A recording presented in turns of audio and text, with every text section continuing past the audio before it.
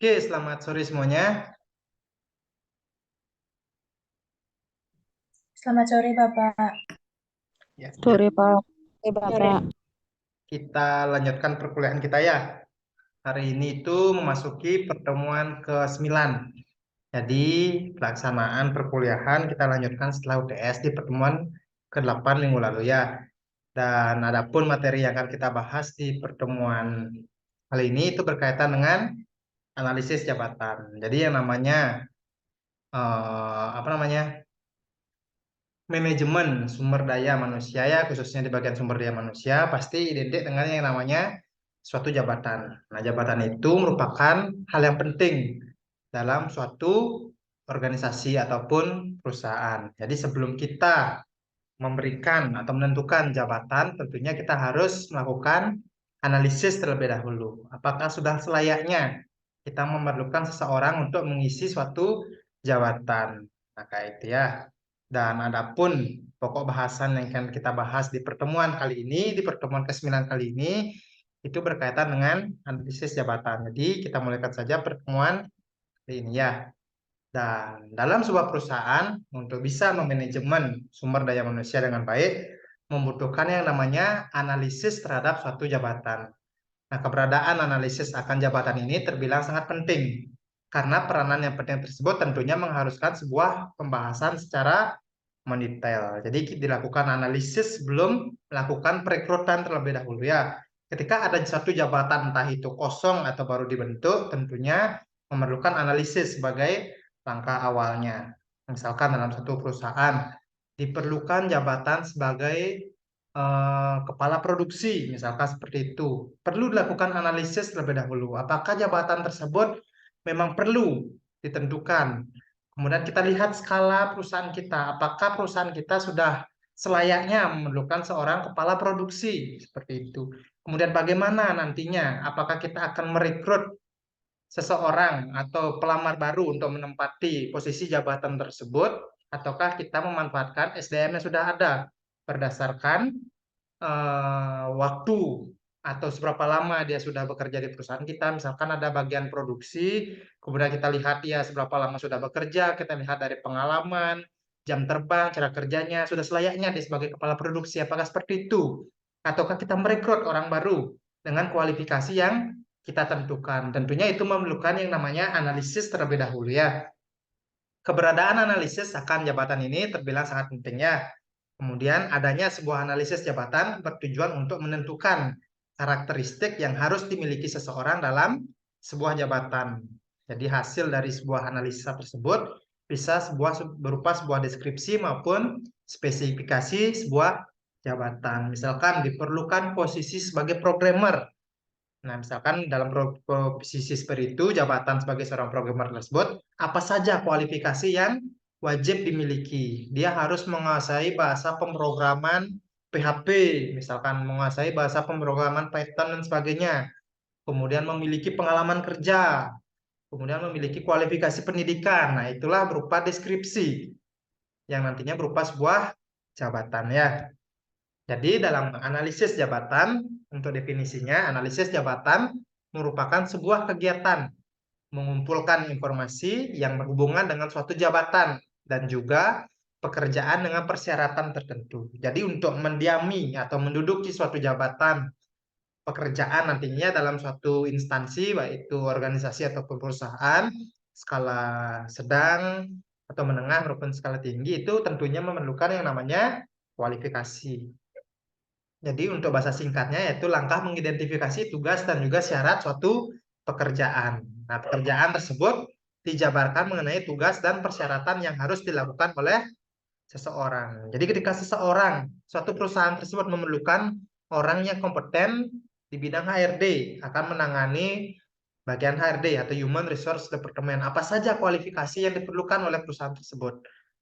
Jadi perusahaan menentukan pertama dari umur, kemudian lulusannya, apakah sesuai nantinya lulusan dengan posisi yang akan diisi, kemudian pengalamannya mungkin, kemudian apakah dia menguasai hal-hal yang berkaitan dengan ARD seperti SOP perekrutan, kemudian hal-hal lainnya seperti penggunaan teknologi informasi dan sebagainya ya. Selain hal tersebut, analisis jabatan atau yang dikenal dengan nama job analysis ini merupakan sebuah eksplorasi yang sifatnya sistematis terhadap suatu jabatan. Jadi dengan melakukan sebuah studi dan juga pencatatan tanggung jawab seperti tugas dan keterampilan yang dimiliki. Jadi maju atau berkembangnya suatu instansi atau perusahaan tersebut tentunya berpengaruh terhadap jabatan yang akan dinaungi oleh orang tersebut. Itu dilihat dari kompetensi dari orang tersebut. Jika orang tersebut berkompeten mendiami jabatan, suatu jabatan, otomatis dia akan melakukan yang terbaik di posisinya tersebut. Otomatis yang namanya harapan dari suatu instansi atau perusahaan tersebut bisa tercapai. Jadi istilahnya ketika dibutuhkan pada bagian HRD, paling tidak dia memiliki beberapa pengetahuan di bidang tersebut, mulai dari pengalaman atau mungkin pendidikannya dan sebagainya ya. Misalkan seperti programmer, tentunya rekrutan untuk jabatan sebagai programmer adalah orang-orang yang memiliki latar belakang pendidikan di bidang komputer. Jadi tidak mungkin di bidang lainnya seperti kesehatan, hukum, dan sebagainya ya. Tentunya salah satu kualifikasi yang sering kita lihat dalam suatu jabatan adalah pendidikan. Kemudian ada pengalaman dan hal-hal yang sifatnya eh, mendukung dalam kemajuan suatu perusahaan seperti mampu bekerja di bawah tekanan, kemudian orangnya teliti, disiplin waktu dan sebagainya ya. Jadi langkah dalam membuat analisis jabatan terdapat beberapa hal. Yang pertama itu adalah mengumpulkan informasi. Jadi namanya informasi itu merupakan sesuatu yang sangat berguna dalam memajukan instansi. Jadi kumpulkan informasi mengenai tanggung jawab dan tugas sebuah jabatan yang akan Anda rekrut. Ini sangat penting, terutama jika jabatan tersebut merupakan peran baru di perusahaan Anda atau belum pernah ada sebelumnya. Jadi Anda harus cari informasi. Ketika Anda membutuhkan seseorang yang akan menangani bidang HRD, Anda harus tahu apa saja pekerjaan di bidang HRD tersebut. Ketika Anda memutuskan untuk merekrut seorang accounting, Anda harus tahu terlebih dahulu apa saja tugas-tugas pokok seorang accounting. Apakah dia harus menguasai suatu sistem khusus? Apakah dia harus memiliki kemampuan di bidang pajak dan sebagainya atau hal-hal lainnya ya? Itu Anda harus kumpulkan informasi.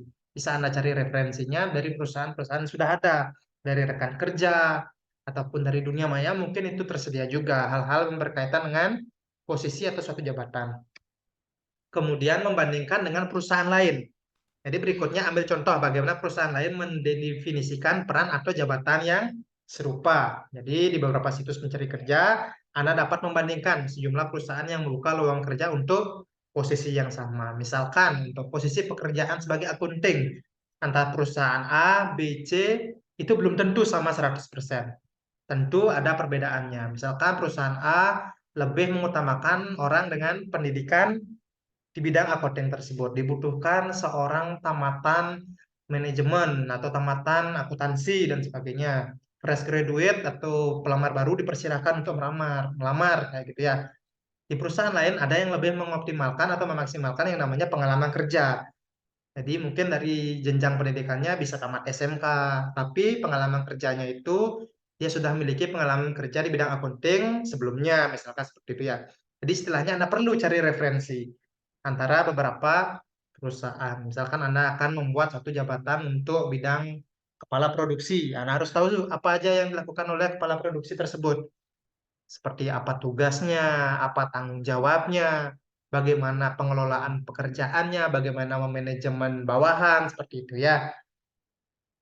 Kemudian menentukan tujuan jabatan dalam organisasi. Jadi langkah berikutnya dalam analisis jabatan adalah mengenali tujuan dari posisi tersebut. Mengapa jabatan itu harus ada dalam tim? Di mana posisi dalam alur kerja organisasi dan bagaimana pekerjaan tersebut memberikan kontribusi bagi tujuan perusahaan. Nah, misalkan di bidang informatika ya, mungkin ada suatu perusahaan yang bergerak di bidang informatika. Anda sudah punya programmer, Anda sudah punya analisis, tapi Anda berkeinginan untuk merekrut orang yang bergerak di bidang testing, misalkan seperti itu ya.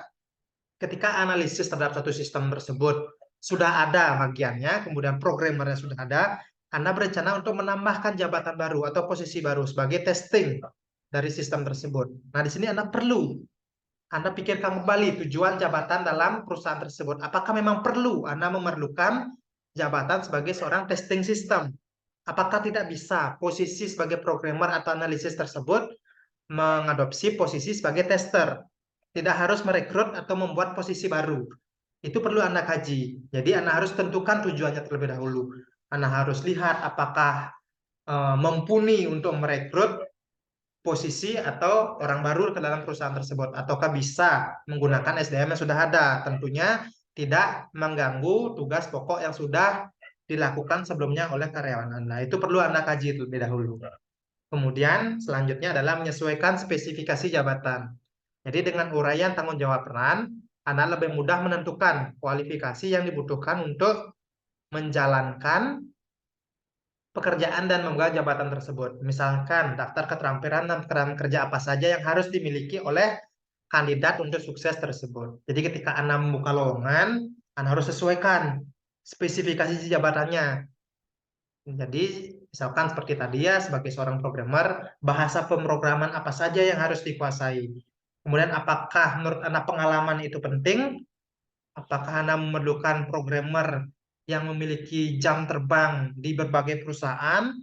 Apakah Anda memerlukan programmer dengan batas usia tertentu? Itu perlu Anda buat spesifikasinya. Dan juga sesuaikan juga nantinya dengan gajinya tentunya ya, supaya tidak Anda memberikan terlalu banyak kualifikasi, tapi Anda tidak memberikan income yang sesuai.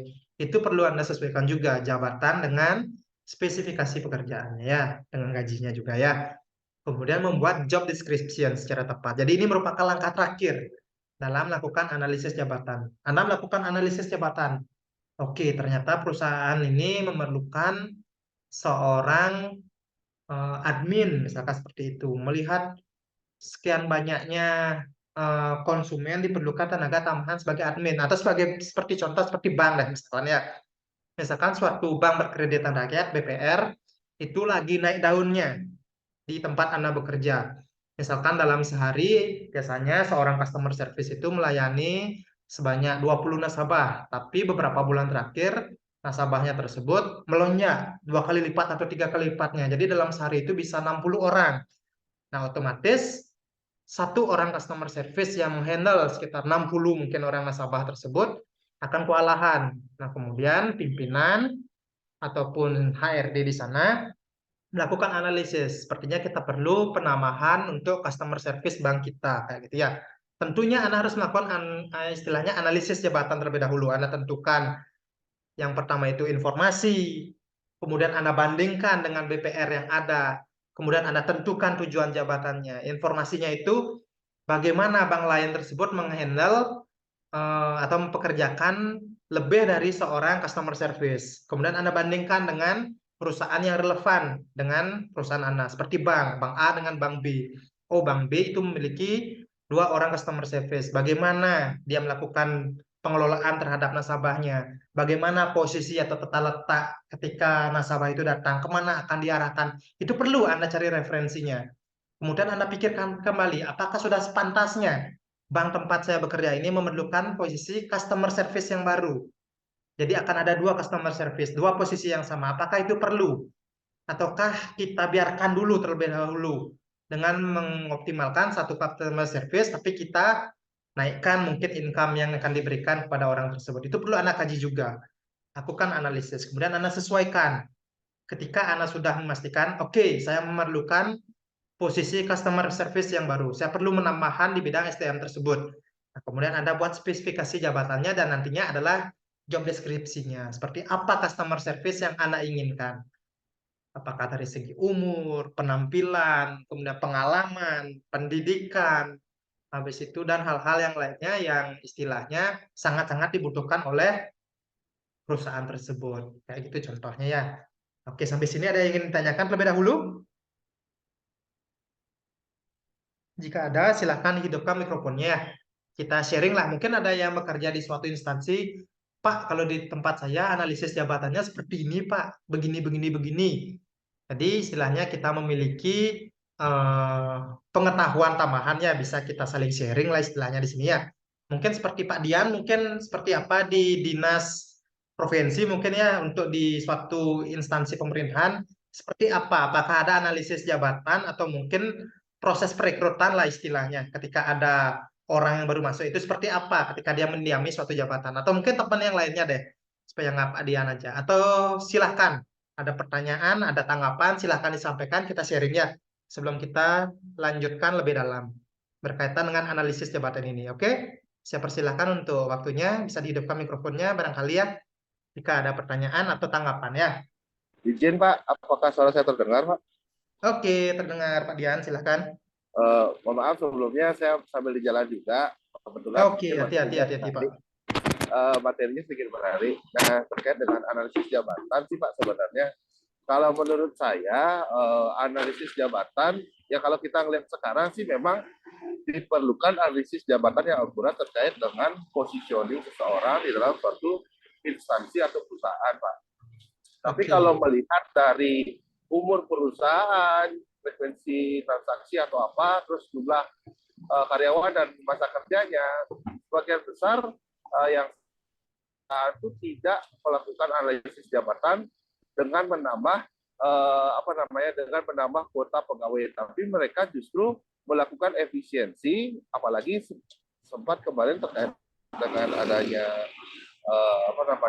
adanya pandemi COVID, itu kan jika mereka menambah karyawan, sedangkan pemasukan mereka berkurang atau memang stagnan segitu aja, itu kan membebani perusahaan. Sehingga kebanyakan mereka melakukan sweeping atau mutasi jabatan atau perpindahan atau proses yang sering kita sebut dengan transisi jabatan. Biasanya transisi jabatan itu kalau dilihat sekarang itu orang-orang yang sudah berpengalaman di satu bidang, dan jika suatu job desk yang baru itu ada kaitannya dengan kegiatan yang lama, itu bisa dilakukan mutasi atau transaksi perpindahan switching jabatan, dan itu yang sering terjadi sekarang mengingat seseorang yang biasanya bekerja yang sudah cukup lama, yang sudah berpengalaman di bidang itu, apalagi memang sudah puluhan tahun bekerja, dengan mendapatkan posisi yang baru, kemungkinan besar mereka bisa menambah lagi istilahnya pengalaman kerja mereka di tempat di posisi yang baru tersebut. Dan juga dengan adanya mutasi seperti itu, saya rasa ada penelitian terkait dengan mutasi jabatan tersebut, bisa dikatakan orang yang dipindahkan ke jabatan yang baru itu merasa lebih fresh, karena jabatan itu terkadang jika profesinya antara sub kerjaannya itu hampir mendekati pekerjaan sebelumnya, mereka biasanya lebih merasa, oh ini saya sudah pernah melaksanakan, paling ditambah sedikit-sedikit saja. Jadi ada kalanya pegawai itu lebih merasa lebih santai jadinya. Nah, itu yang sering terjadi juga di pemerintahan juga seperti itu. Karena pada dasarnya analisis jabatan itu bukan hanya perekrutan yang baru, tapi juga bisa kita mengolah karyawan yang sudah ada di posisi yang berbeda, tapi dengan subjob atau job desk yang kurang lebih sama, jadi hanya tinggal dimutasi saja. Dan itu juga dari segi perusahaan, mereka tidak membebani gaji tambahan untuk hal yang baru, padahal dengan cara yaitu mutasi pegawai yang lama.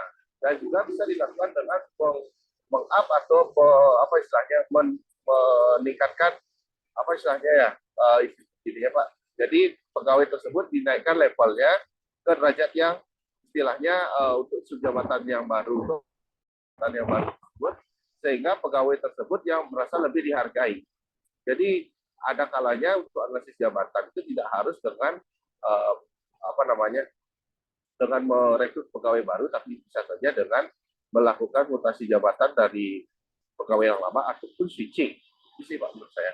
Mungkin sekian Pak, terima kasih. Oke, terima kasih Pak Dian atas jawabannya, atas sharingnya ya, atas yang disampaikan tadi. Untuk yang lainnya mungkin barangkali ada bisa diceritakan ya, mungkin yang udah bekerja bisa disampaikan, Pak seperti ini di lingkungan saya bekerja, analisis jabatannya. Ada lagi yang ingin menambahkan atau ingin ada pertanyaan? Ingin bertanya? Silakan ya.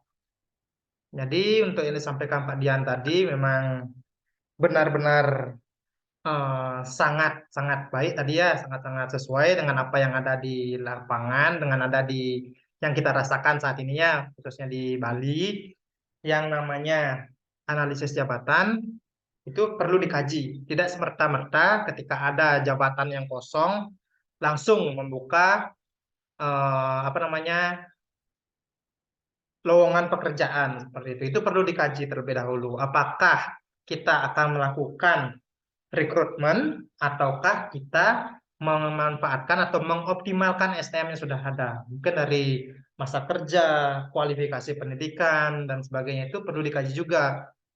Nah, disinilah peran dari seorang pimpinan atau mungkin HRD ya, dia harus bisa mengoptimalkan atau menganalisis di sini terkait dengan SDM yang sudah ada terlebih dahulu. Jadi dilihat potensinya. Oh, ini orangnya sudah cukup lama bekerja di sini. Kualifikasi pekerjaan, kualifikasi pendidikan, pengalaman kerja di perusahaan ini sangat-sangat baik. Saya rasa dia ini kompeten untuk mengisi kekosongan jabatan A, misalkan seperti itu. Jadi istilahnya berkaitan dengan analisis jabatan, tidak serta-merta melakukan perekrutan terlebih dahulu. Tapi analisis tersebut ditujukan untuk melihat apakah posisi tersebut, kekosongan jabatan atau jabatan baru tersebut memang seharusnya atau mestinya merekrut orang baru, ataukah akan mengoptimalkan SDM yang sudah ada. Itu perlu dikaji terlebih dahulu. Seperti tadi, dilakukan beberapa hal tentunya. Yang pertama itu mencari informasi terlebih dahulu, apalagi untuk jabatan baru. Ketika Anda membuka jabatan baru, Anda harus mencari referensi terlebih dahulu di berbagai perusahaan yang sudah ada. Seperti apa tugas dari posisi yang akan diisi nantinya oleh orang baru tersebut. Apa tujuan perusahaan tersebut? Apakah tujuan perusahaan tersebut sinkron dengan jabatan yang akan Anda tetapkan nantinya, dengan jabatan baru tersebut. Kemudian Anda pikirkan dengan SDM-nya. SDM seperti apa yang Anda inginkan? Kualifikasi yang seperti apa? Nah, itu bisa Anda tuangkan ke dalam job deskripsi. Seperti itu ya. Jadi kita lanjutkan materi kita. Mungkin barangkali ada yang tanya, langsung saja dihidupkan mikrofonnya. Istilahnya kita lebih banyak sharing dalam mata kuliah ini ya. Jadi kita lanjutkan berkaitan dengan tujuan analisis jabatan. Tujuan dari job analysis atau analisis jabatan di sini adalah untuk memahami tugas dan tanggung jawab yang harus dilakukan oleh karyawan dalam sebuah posisi atau jabatan tertentu. Misalkan jabatan sebagai seorang kepala produksi, apa saja hal-hal yang harus dilakukan, apa saja tanggung jawabnya, bagaimana dia memanajemen suatu istilahnya bagian produksi tersebut. Kemudian misalkan pada bagian accounting atau admin, apa saja tugas-tugas pokoknya itu perlu Anda pahami berkaitan dengan tugas dan tanggung jawabnya. Dengan memahami tugas dan tanggung jawab tersebut, perusahaan dapat mengembangkan deskripsi pekerjaan yang jelas dan terstruktur, serta menentukan kriteria seleksi yang tepat, melakukan penilaian kinerja karyawan dengan lebih objektif dan terukur, serta menentukan tingkat gaji yang sesuai dengan tugas yang dipegang atau diemban ya. Istilahnya ketika Anda membuat suatu jabatan, Anda harus menentukan kriteria terlebih dahulu, lakukanlah seleksi sesuai dengan kriteria tersebut. Kemudian ketika dia sudah bekerja dalam perusahaan tersebut, lakukan penilaian kinerja karyawan. Apakah orang yang mendiami jabatan tersebut sudah sesuai dengan harapan perusahaan?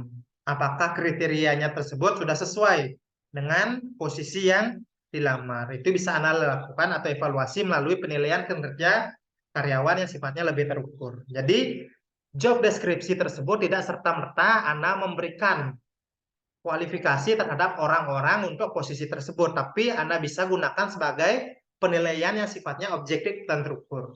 Misalkan Anda tuangkan, orangnya teliti, orangnya disiplin, orangnya bekerja mampu di bawah tekanan, misalkan seperti itu kualifikasi yang Anda tentukan. Ketika Anda melakukan penilaian kinerja karyawan nantinya, apakah kriteria tersebut sudah sesuai atau belum? Apakah orangnya sudah teliti? Apakah orangnya disiplin? Apakah orangnya mampu bekerja di bawah tekanan barangkali ya ketika ada suatu pekerjaan yang skalanya cukup besar, cukup banyak, apakah dia mampu bekerja sesuai dengan apa yang telah disampaikan di awal, misalkan seperti itu. Misalkan seperti bank, contohnya ya, rekrutmen pada suatu bank BUMN, misalkan BRI. Kita mungkin bisa temukan rekrutmen yang seperti itu pada bagian customer service atau tellernya. Cukup banyak ada kualifikasinya dari segi pendidikan, kemudian dari segi apa namanya personal yang dimiliki, seperti apakah orangnya disiplin dan sebagainya seperti itu merupakan deskripsi yang dibutuhkan oleh perusahaan. Sehingga gimana nantinya karyawan yang akan direkrut itu match dengan posisi yang akan diisi nantinya. Itu untuk perekrutan. Kemudian untuk istilahnya pengangkatan atau istilahnya perubahan posisi ya, perubahan jabatan. Jadi ketika ada kekosongan jabatan, apakah Anda mengangkat istilahnya mengoptimalkan SDM yang sudah ada dalam perusahaan tersebut, Anda perlu kaji juga di sini. Sesuai nggak orang tersebut? Jadi supaya nggak orang tamatan hukum Anda tempatkan di programmer seperti itu. Itu kan sudah jelas menyimpang itu bidang ilmunya.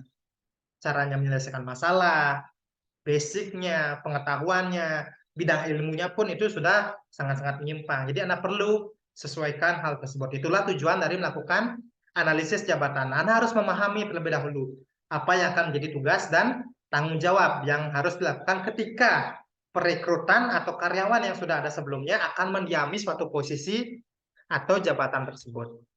Dan nantinya Anda bisa ukur hal tersebut melalui kinerja karyawannya. Kemudian ada pun beberapa manfaat dari analisis jabatan. Yang pertama itu adalah memperjelas deskripsi pekerjaan. Itu mutlak sifatnya.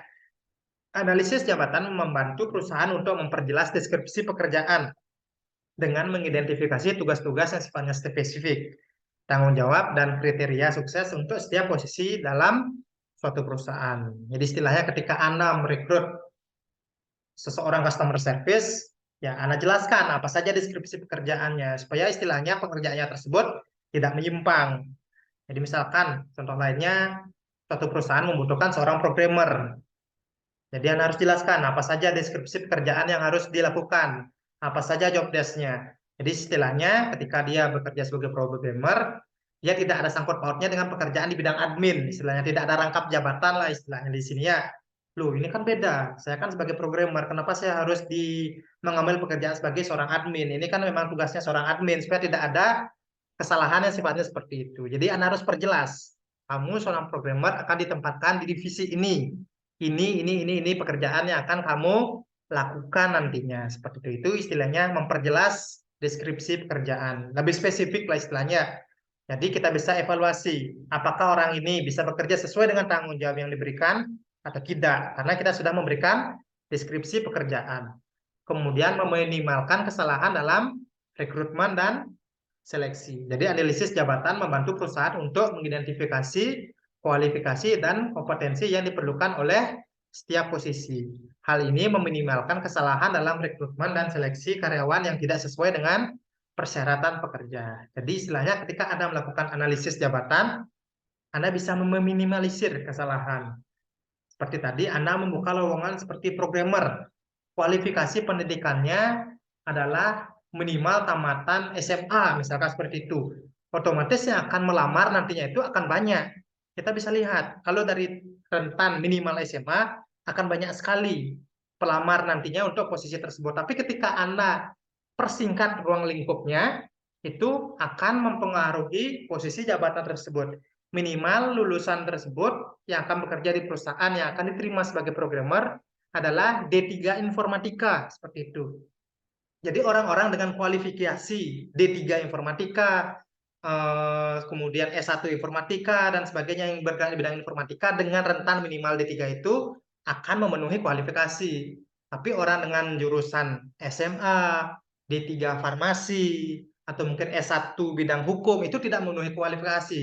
Jadi Anda harus tentukan hal tersebut. Sehingga nantinya ketika Anda perkecil ruang lingkupnya, Anda sesuaikan deskripsi pekerjaannya, minimalisir kesalahan tersebut dalam hal rekrutmen dan seleksi tersebut bisa diatasi.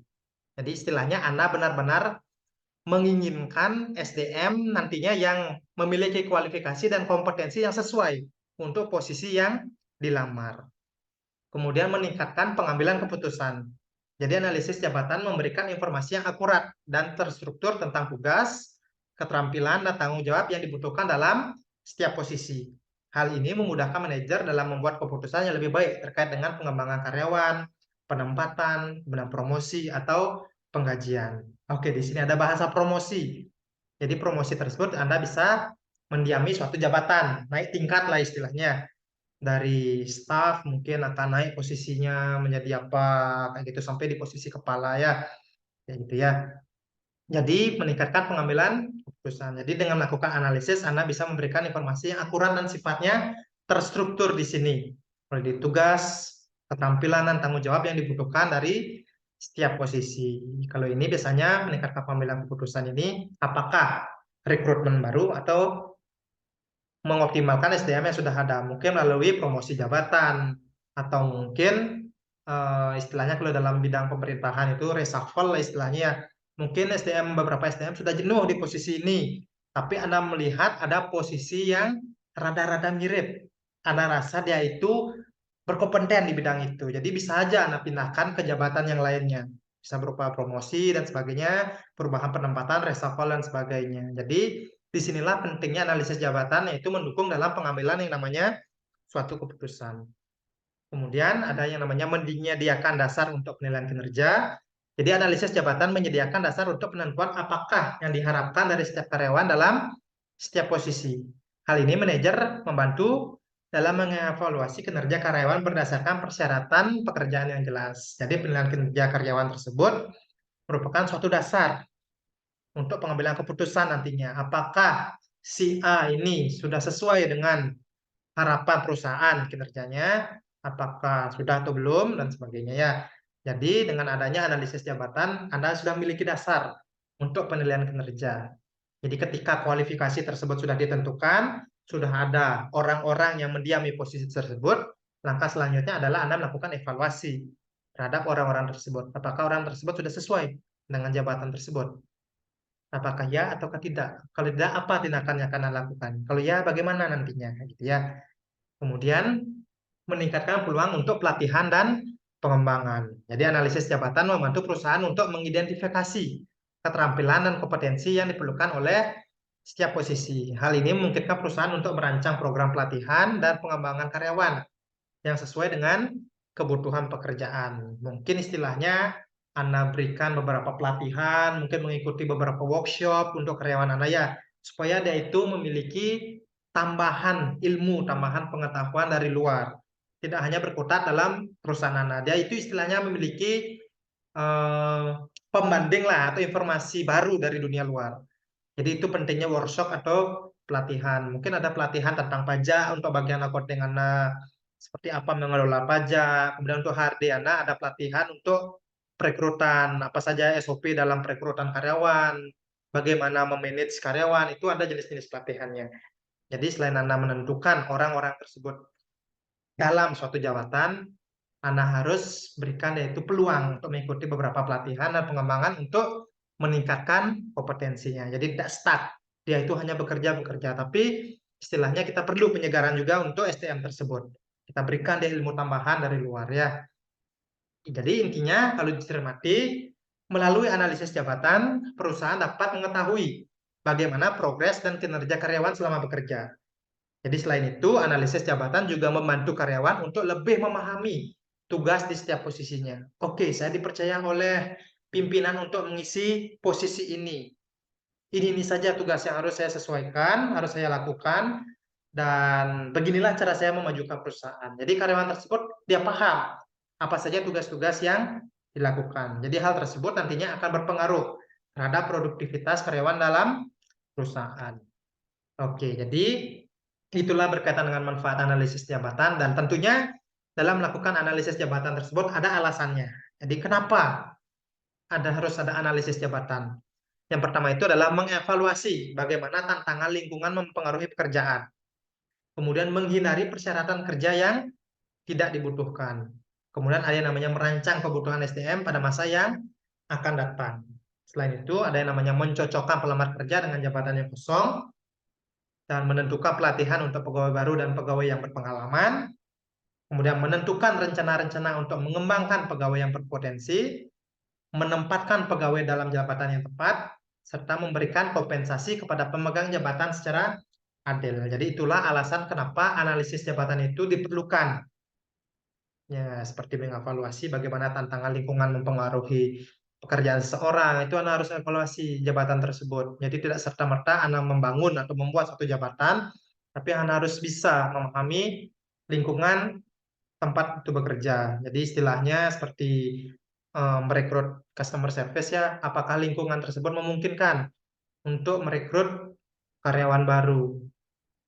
Dilihat juga dari sektor apa namanya, seperti nasabahnya, ketika nasabahnya sepi, tapi Anda memutuskan untuk merekrut customer service baru, itu kan bisa dikatakan sesuatu yang sifatnya mubazir. Kenapa tidak Anda optimalkan SDM yang sudah ada, kayak gitu ya. Kemudian menghindari persyaratan kerja yang tidak dibutuhkan. Nah, jadi istilahnya dengan Anda melakukan analisis terlebih dahulu, Anda bisa memetakan apa-apa saja kriteria SDM yang Anda butuhkan.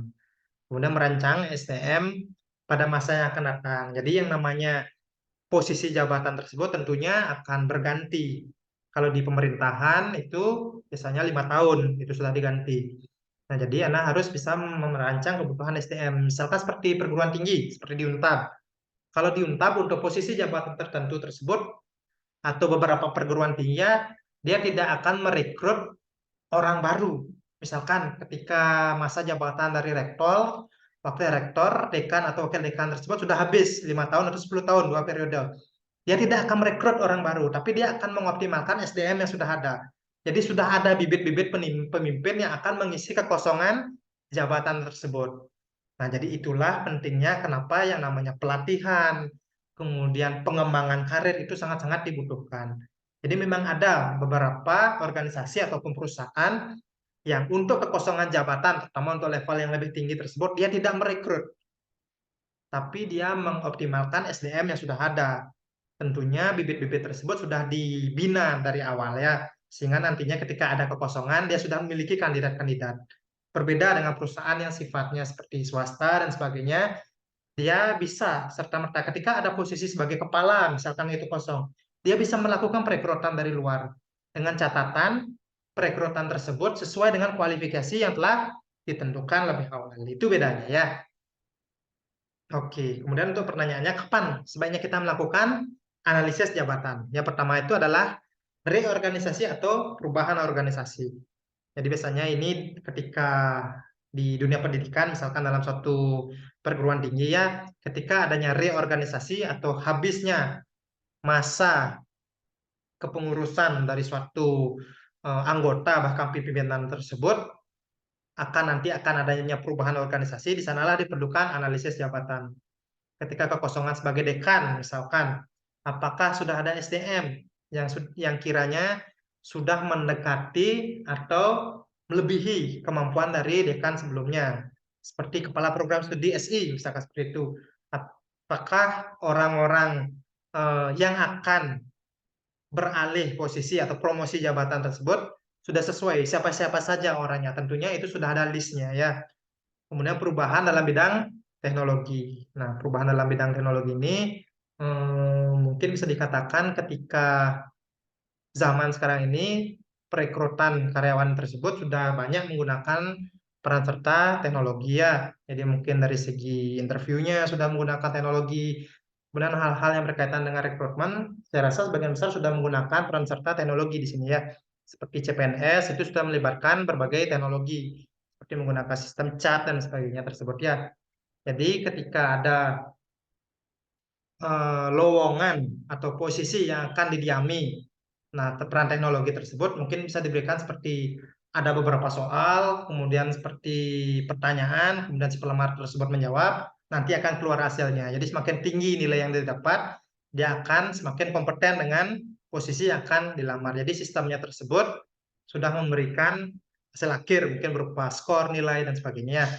Kemudian ketika akan melakukan penerimaan terhadap pegawai baru. Nah, jadi di sini memang perlu dilakukan analisis. Ketika pegawai baru tersebut, apakah sesuai dengan kriteria perusahaan nantinya. Di situ Anda perlu melakukan analisis. Saatnya melakukan analisis jabatan. Kemudian jika terjadi perubahan yang berarti dalam jabatan tertentu. Jadi ketika ada perubahan, dulu Anda tidak memiliki seorang kepala, mungkin kepala di bidang SDM, tapi dengan banyaknya pegawai yang bekerja tersebut, Anda memutuskan untuk membangun suatu kepala. Harus ada orang yang memanajemen pegawai-pegawai tersebut, kepala di bidang SDM, kepala bidang produksi, dan sebagainya. Nah, di sini Anda perlu lakukan analisis juga. Jadi ketika adanya perubahan yang berarti dalam suatu jabatan, Anda perlu melakukan analisis terhadap jabatan tersebut. Oke, jadi kalau ditarik kesimpulannya, analisis jabatan memiliki peran penting dalam perusahaan. Perusahaan yang tidak melakukan analisis tersebut akan kesulitan dalam mengatur hal yang berkaitan dengan sumber daya manusia. Jadi analisis jabatan akan meminimalisir konflik antara karyawan. Karena tugas dan tanggung jawabnya tiap posisi yang sudah dideskripsikan dengan jelas. Jadi supaya tidak ada istilah, ini orang nggak cocok bekerja di sini. Sudah jelas-jelas bidang ilmunya beda dengan kita. Masa orang tamatan A dipekerjakan sebagai programmer, misalkan seperti itu. Jadi disinilah pentingnya sebagai analisis jabatan. Dan perlu diingat juga bahwa pekerjaan dalam perusahaan akan saling berkaitan satu sama lain. Jadi istilahnya tidak berdiri sendiri ya, walaupun divisinya berbeda, tapi itu memiliki keterkaitan, tentunya dengan tujuan untuk memajukan perusahaan tersebut. Jadi jika ada tim atau karyawan yang belum paham mengenai tugas dan tanggung jawabnya, akan mengganggu flow kerja seluruh perusahaan. Dan itu pasti ya, mungkin seperti ketika ada karyawan yang tidak bekerja dengan baik, otomatis mungkin rekan-rekan kerjanya yang menghandle pekerjaannya tersebut. Jadi diupayakan supaya tidak terjadi hal seperti itu ya. Nah, jadi menggunakan analisis jabatan juga akan menentukan kualitas SDM yang ada dalam perusahaan.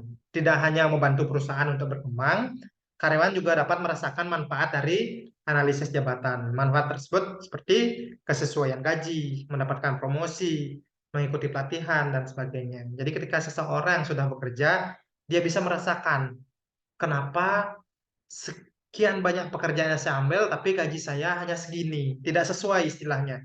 Tapi ketika Anda sudah melakukan analisis jabatan, Anda bisa sesuaikan dengan beban kerjanya, dengan tanggung jawabnya, dengan tugasnya. Anda bisa sesuaikan hal tersebut antara gaji dengan tugas dan tanggung jawabnya. Jadi itulah pentingnya dari analisis jabatan. Oke, sampai sini ada yang kita tanyakan atau ingin ditambahkan barangkali selain Pak Dian deh, barangkali ada yang bekerja mungkin di beberapa instansi, bisa sharing-sharing sedikit ya berkaitan dengan bagaimana analisis jabatan mungkin yang sudah Anda lihat di dunia kerja itu seperti apa, atau mungkin di posisi karyawan ketika mendiami suatu jabatan atau suatu posisi. Misalkan, Pak, saya bekerja di ini, sebenarnya job desk saya ini, tapi saya sering melakukan pekerjaan di luar job desk, misalkan seperti itu. Bisa Anda ceritakan bagaimana dunia kerja itu? Jadi istilahnya kita sharing atau berbagi referensi lah istilahnya. Oke, ada yang ingin menceritakan atau mungkin ada yang ingin bertanya sampai di sini? Saya persilahkan ya, dihidupkan mikrofonnya. Izin bertanya, Bapak. Ya,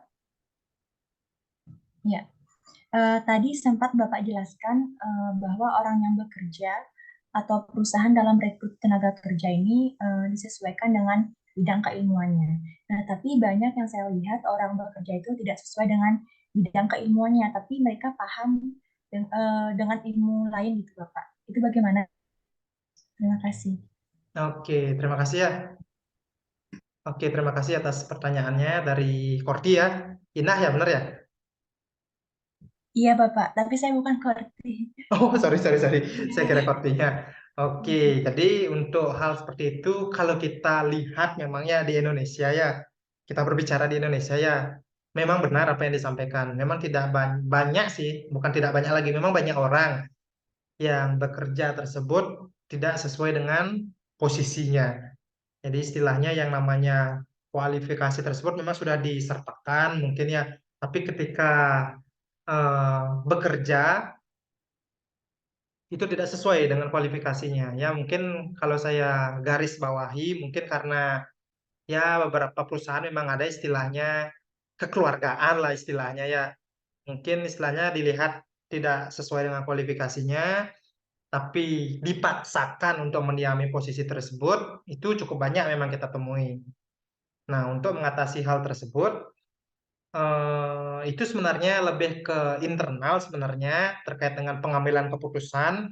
Pengambilan keputusan tertinggi itu memang di pimpinan ya, berkaitan dengan hal tersebut.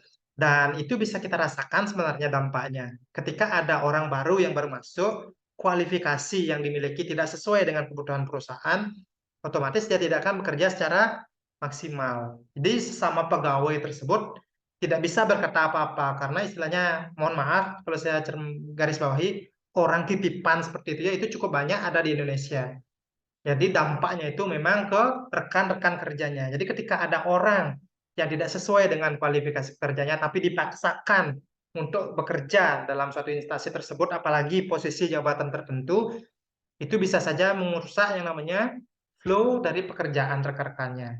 Bisa saja orang dengan basic programmer atau tidak terlalu memahami bidang programmer, tapi ketika ada lowongan, dia memiliki suatu kekeluargaan istilahnya, jadi dia dipekerjakan. Nah, otomatis rekan-rekan yang sudah bekerja di awal di sana bisa saja menghandle pekerjaan yang harus dikerjakan oleh si pegawai baru ini. Nah, untuk mengatasi hal tersebut, mungkin salah satunya bisa Anda sampaikan ke pimpinan Anda. Sebelum ke pimpinan paling atas, bisa Anda sampaikan ke di atas sana lah istilahnya. Mungkin di kepala dulu, atau mungkin kalau ada HRD-nya disampaikan di sana. Anda ceritakan. Karena yang paling penting itu adalah kemajuan suatu perusahaan. Jadi ketika ada hal yang seperti itu, ada orang baru yang mengganggu flow atau arus perjalanan dari perusahaan tersebut, itu perlu Anda sampaikan juga. Jadi istilahnya tidak serta-merta kita harus menghandle pekerjaannya. Tapi yang namanya orang baru ketika baru masuk, yang namanya pekerjaan tersebut pasti bisa dipelajari ya. Jadi bagaimanapun itu, istilahnya tergantung ke personal yang dimiliki. Ketika orang tersebut memiliki keinginan untuk belajar, keinginan untuk bekerja berdasarkan tugas dan tanggung jawabnya, otomatis dia itu akan melaksanakan semaksimal mungkin. Tentunya yang paling penting itu adalah waktunya sih. Seberapa lama dia memerlukan waktu untuk beradaptasi. Kemudian bagaimana dia istilahnya menjalin komunikasi dengan rekan kerjanya, dengan rekan sejawat. Itu merupakan sesuatu yang penting juga. Tapi berkaitan dengan rekrutmen, itu lebih ke sifatnya pengambilan keputusan sih antara pimpinan dengan orang-orang yang berkepentingan ya. Jika memang ingin benar-benar memajukan suatu perusahaan, lakukanlah analisis jabatan yang benar-benar sesuai atau benar-benar dibutuhkan oleh perusahaan. Jadi yang namanya apa namanya penempatan atau perekrutan orang baru, jadi itu benar-benar dipertimbangkan ketika ada orang dengan hubungan kekeluargaan, orang titipan dan sebagainya.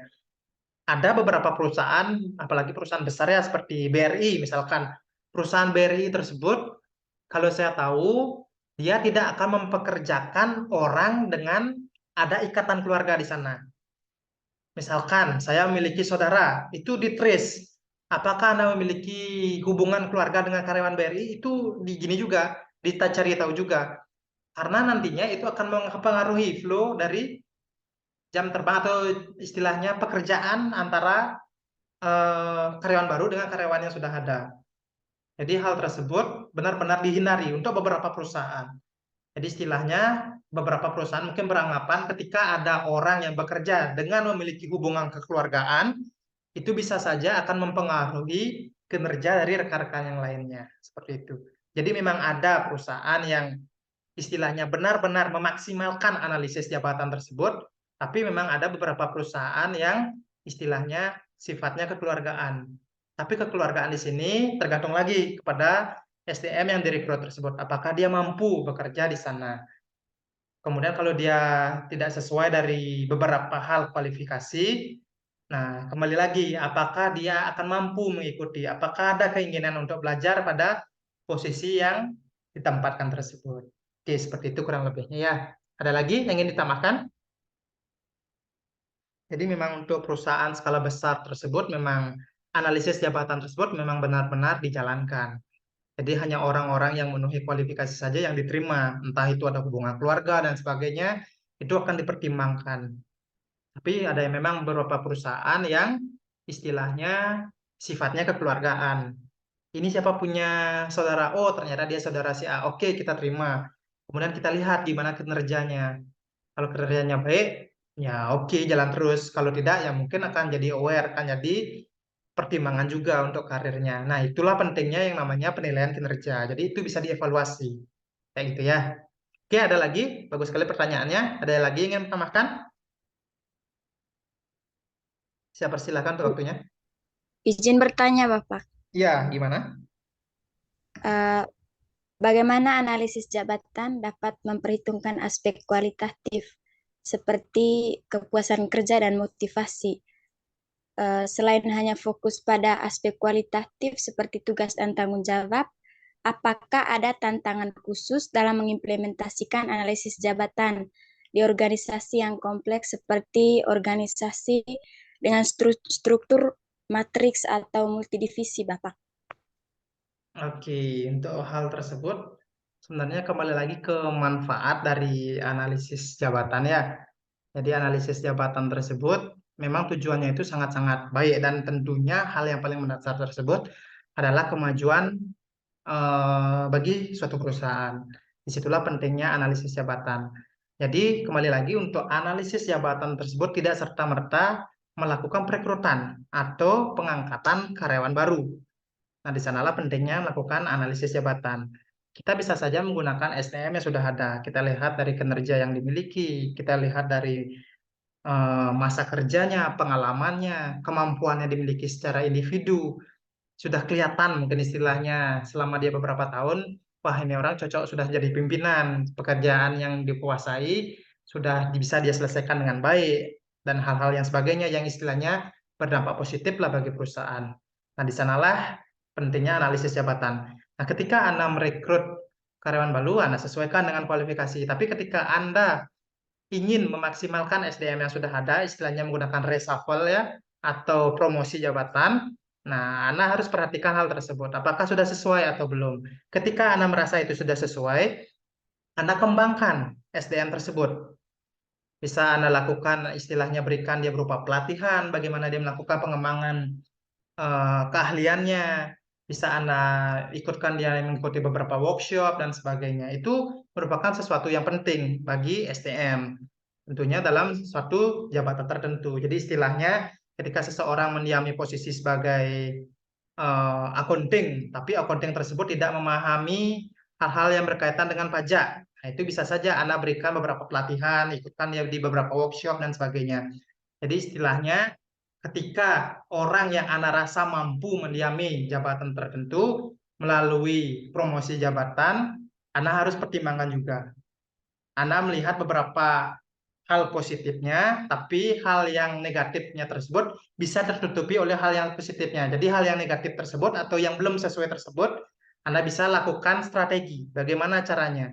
Misalkan orang tersebut belum memahami SOP perekrutan karyawan, misalkan untuk bagian HRD, dia tidak mengetahui beberapa aturan atau undang-undang tenaga kerja dan sebagainya. Anda bisa ikutkan dia melalui pelatihan, workshop, seminar, dan hal-hal sebagainya untuk pengembangan keahlian ataupun pengetahuan itu dari dunia luar. Itu salah satunya ya.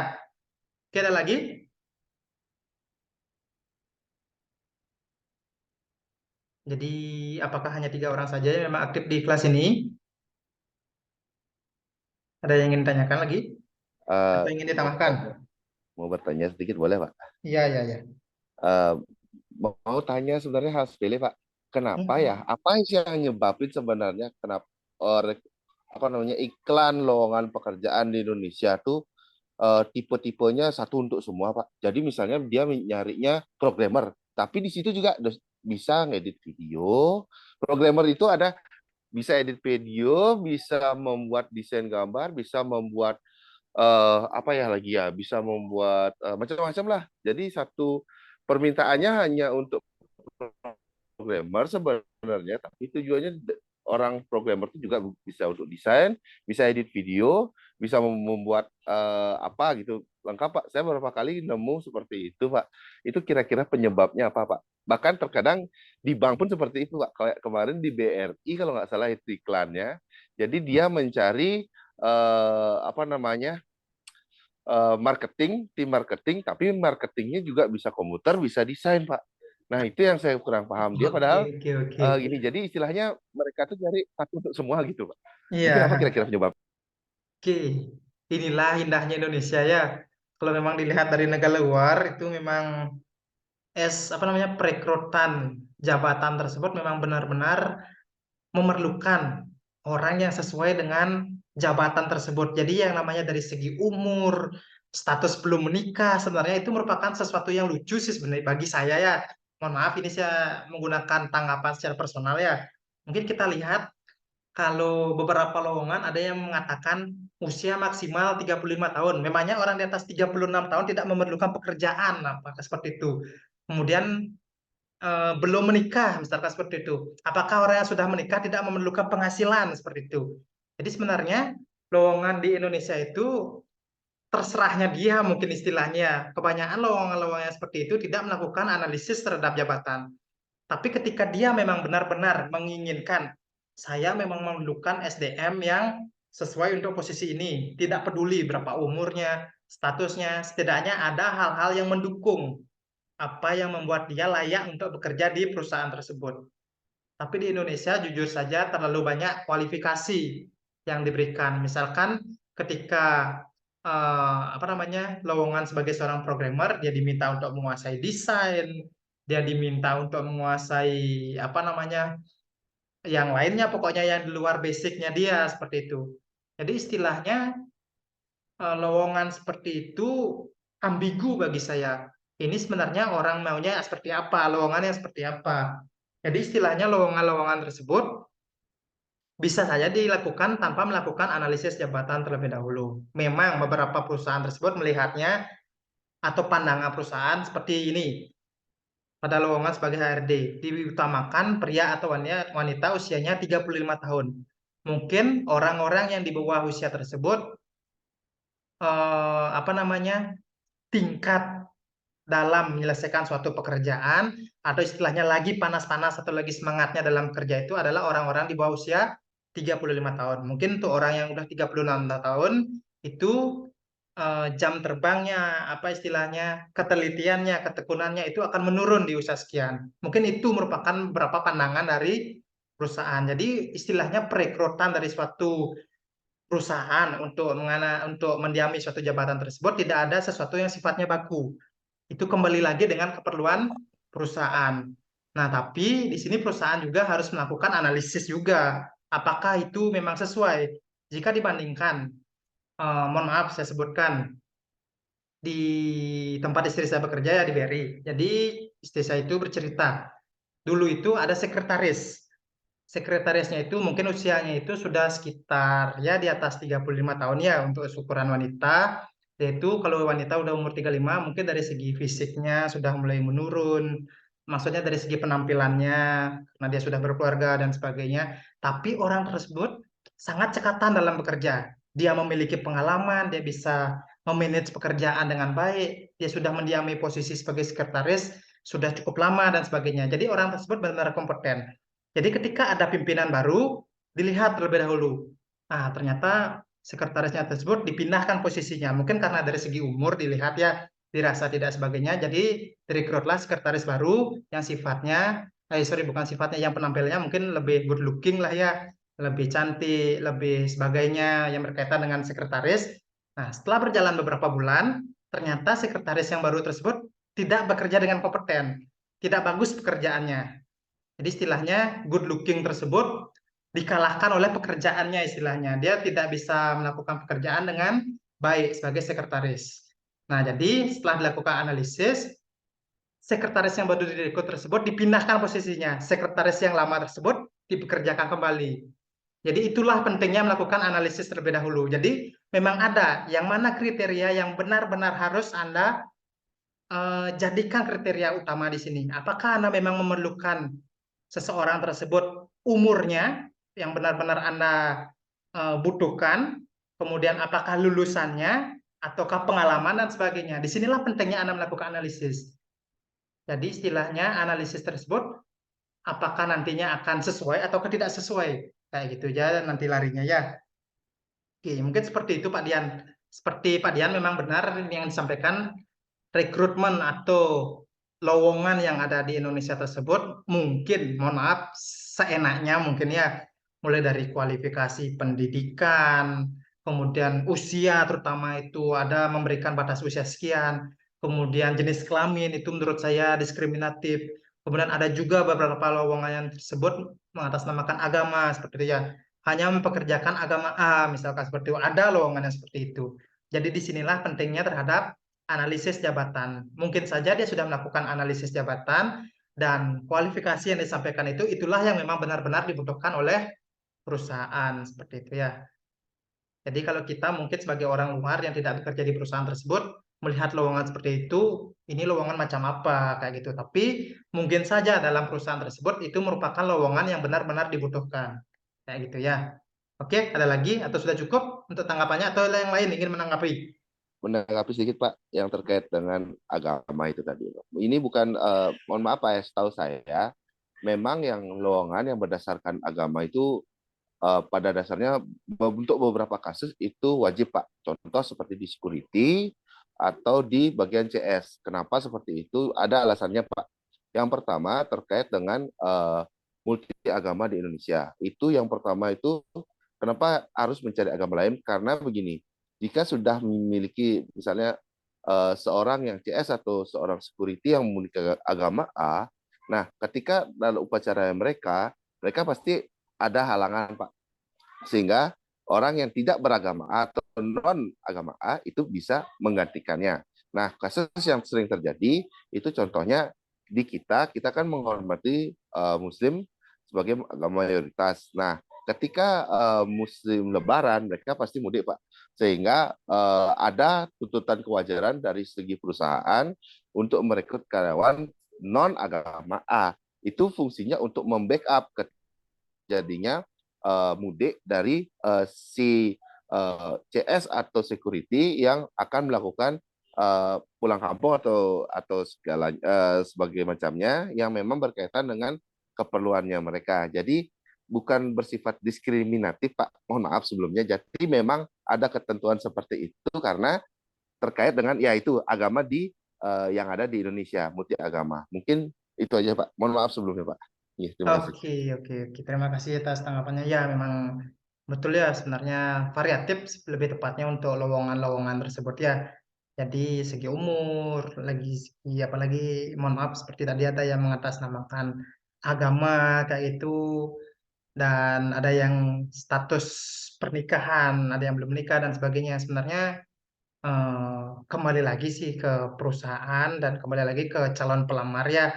Jadi apakah sudah sesuai dengan kualifikasi yang ditentukan oleh perusahaan, dan kembali lagi bagi perusahaan juga apakah memang menjadikan kriteria-kriteria yang disampaikan dalam sosial media, koran dan sebagainya sebagai kualifikasi utama dalam perekrutan kayak gitu ya. Seperti tadi belum nikah mungkin ada kriteria utamanya, mungkin anggapan bagi perusahaan tersebut orang-orang tersebut akan bekerja secara maksimal ketika memerlukan SDM yang belum berkeluarga atau belum menikah, mungkin seperti itu ya. Mungkin kalau sudah menikah, prioritas utamanya lagi bukan apa namanya pekerjaan, tapi keluarga dan sebagainya. Mohon maaf, mungkin seperti itu ya. Saya pun kurang tahu juga apa yang dipikirkan oleh atau apa isi dari masing-masing kualifikasi. Tapi terlebih lagi, ada baiknya ketika memerlukan atau membuat suatu kualifikasi terhadap jabatan, dilakukan analisis terlebih dahulu.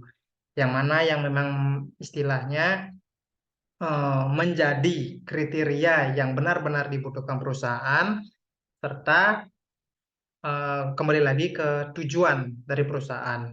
Kemudian tugas pokok, tanggung jawab dari seseorang yang akan mendiami jabatan tersebut. Itu perlu dilakukan analisis ya. Oke, ada lagi yang ingin menanggapi?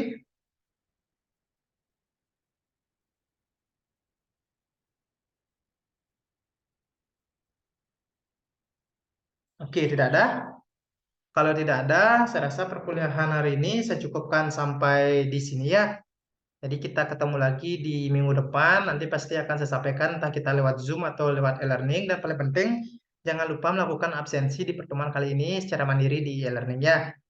Jadi untuk pertemuan hari ini, pertemuan ke-9 saya cukupkan sampai sekian materi kita.